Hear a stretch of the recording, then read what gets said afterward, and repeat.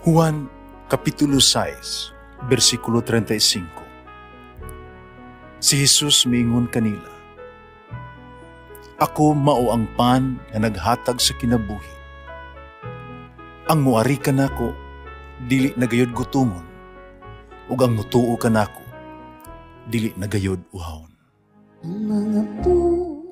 Pan sa kinabuhi. Maglikon unta sa mong pagtuo, ug gagaka kami sa pagtuman sa imong mahal nga kasuguan. Ginoon na kaninyo. Santos Ebanghelyo sumala ni San Mateo. Itong panahon na ang mga tinunan miduol ni Jesus nangutana, kinsa labing dako sa gingharian sa langit? Mitawag si Jesus ug gagmayng bata, gibuta ang taliwala sa mga tinunan. Ug miingon, "Akong ipaniguro ninyo, nga gawas kon magbag-o mo o may sama sa kabataan, dili gyud mo makasulod sa gingharian sa langit. Ang maghimos kagalingon nga sama ni ining bata, may labing dako sa gingharian sa langit. Ang magdawat anang bataa sa akong ngalan, mudawat kanako." Matuni, kadili ka mo magdamay sa bisan usan ining gagmayng bata. Sultihan ko kamo, ang ilang mga anghel sa langit, nagtanaw kanunay sa naong sa langitong amahan. Ang Ebanghelyo sa Ginoo.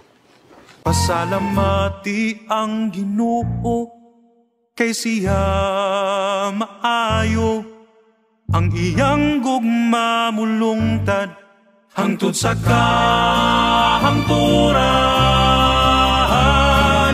Pasalamati ang Diyos sa tanang mga Diyos, ang iyang gugma malungtaron.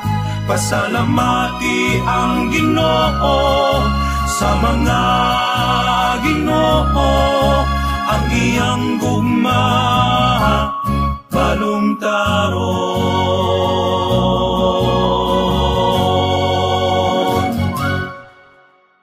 Karon adlaw ang simbahan nagsaulog sa kapistahan sa Anghel na Magbalantay atong guardian angel. Tingali walay aspeto sa katolikong pagtulunan nga makahupay kaayo sa itong mga ginikanan sama sa pagtuo sa usa ka anghel nga nalipod, guardian angel. Sa ilang mga gagmayng bata, gikan sa kapiligruhan o gikan sa tanang mga kahingawa. Bisan pa nga mga anghel nga magbalantay, dili lamang alang sa mga bata.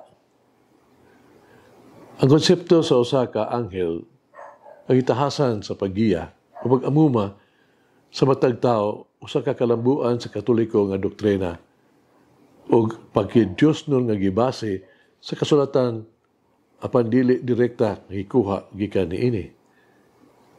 Ang mga pulong ni Jesus ni Mateo 18:10 labing maayong nagsuporta sa pagtuo. Kung pa pagbantay, nga dili ninyo tamayo ng usa ni ining mga gagmayng bata. Kaltihan ko kamo, ang ilang manunlunda sa langit. Ilang kanunay nga nagtanaw sa naong sa akong langit ng amahan. Ang debosyon sa mga anghel nagsugod sa pag-uswag sa pagkahimugso sa monastic tradition.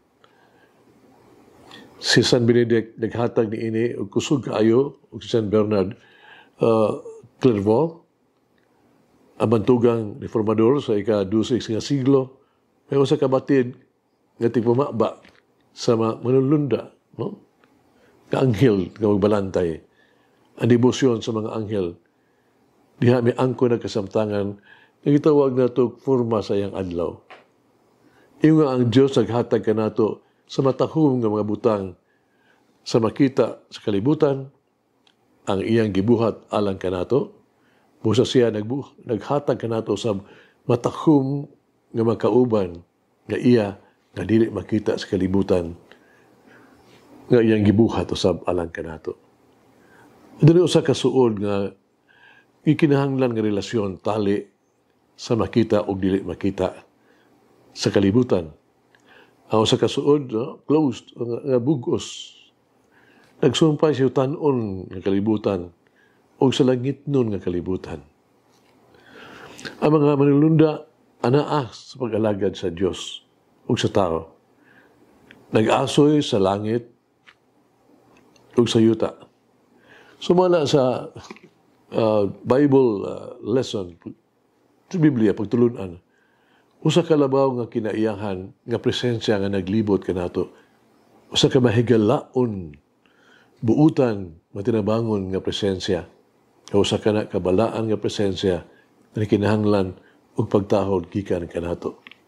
Anghel usa ka balaang mensahero, usa ka mahigugmaong ministro sa Dios.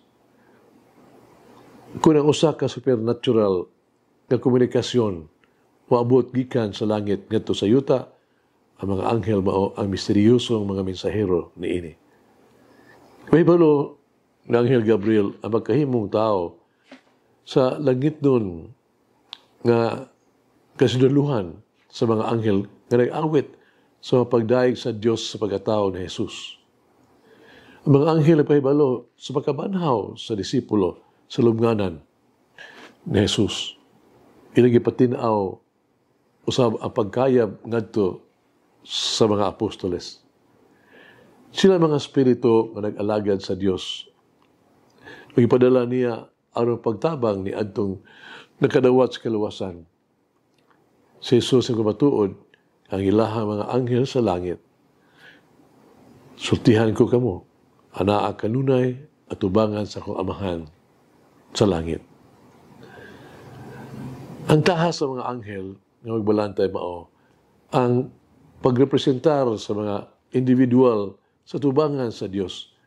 Pagbantay kanila sa kanunay, sa pagtabang sa ilahang pag-ampo o pagpresentar sa ilahang mga kalag ngadto sa Dios sa kamatayon. Hinaot nga nato ang debosyon ngadto sa mga anghel makahimo kanato nga takos sa mga pulong sa gitawag tog panapos ba nga pag-ampo sa kasuhanong paglubong. The right.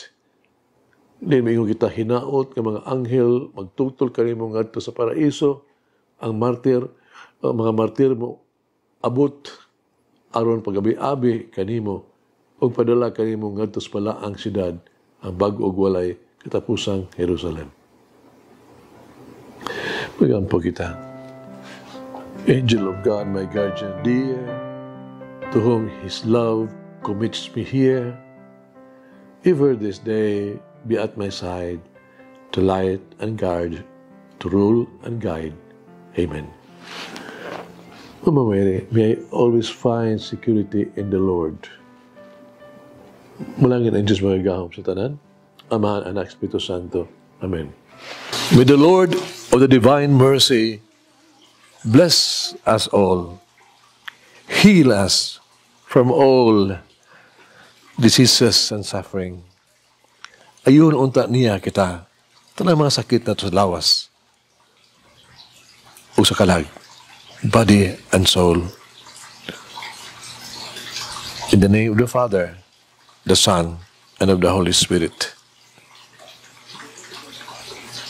Jesus, I trust in you. Amen.